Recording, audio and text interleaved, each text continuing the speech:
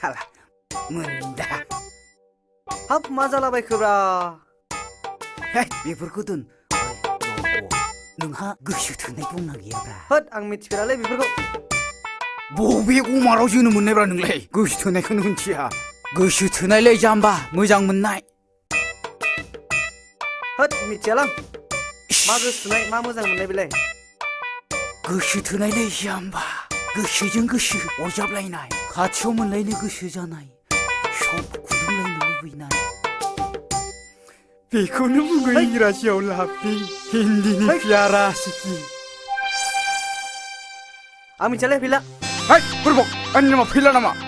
फैलाव होन फैलाव बसुमतारी अ बावदोंलै फैलाव